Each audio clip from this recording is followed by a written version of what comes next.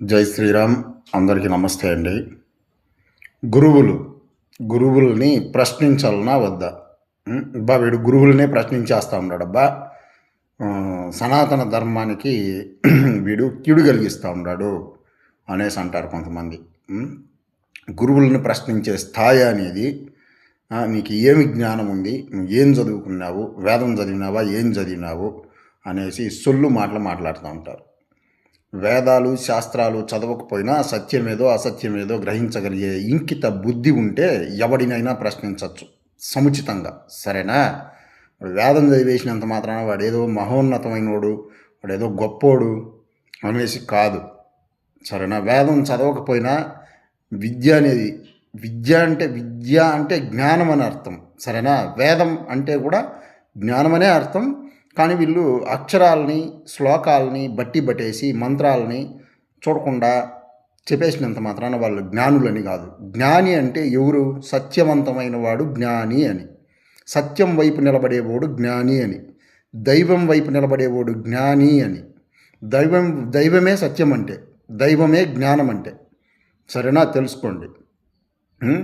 దైవం వైపు నువ్వు ఉండకుండా, సత్యం వైపు నువ్వు ఉండకుండా, వ్యాపారం వైపు, డబ్బుల వైపు, ధన కోరికల వైపు, ఇట్లాంటి విలాసాల వైపు, నీ జీవితం పట్ల విపరీతమైన విలాస సుఖాలని, భోగాలని, ఇచ్చల్ని కలిగి సంపాదనల వైపు మరిగిపోతావు చూడు. వాడిని వైదికుడు అనేసి అనరు. వాడు వేదం చదివినా కూడా 4 వేదాలని వీళ్ళు చెప్తా అంటారు కదా. చతుర్వేదాలు మొత్తం చదివేసి మొత్తం పారంగతుడైపోయినా కూడా వేదాంగ పారంగతుడు అది ఇది అనేసి ఏందో అంటూ ఉంటారు వీళ్ళు. బ్రహ్మశ్రీలు, శ్రీలు అనేసి ఏందో పెట్టుకొని ఉంటారు. వీళ్ళంతా సొల్లుగాళ్ళే. సరేనా? ఎవరికి సత్యం తెలీదు.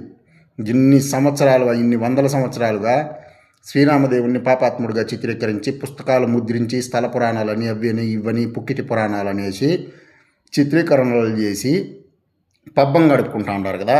ఒక్క గురువుగాడైనా, ఒక పండితుడైనా, ఒక ప్రవచకుడైనా ఎవడైనా దీని గురించి మాట్లాడినాడా? ఈ సమస్యను పరిష్కారం చేసేదానికి ప్రయత్నం అన్నా చేసినారా? లేదు కదా. మళ్ళీ ఎవడురా గురువు? ఎవని గురువు? గురువు అంటే ఏం అర్థం తెలిసిన? నేను ఒక పోస్ట్ కూడా పెట్టాను ఫేస్బుక్లో. నీ కన్న తల్లి నీకు మొట్టమొదటి గురువు.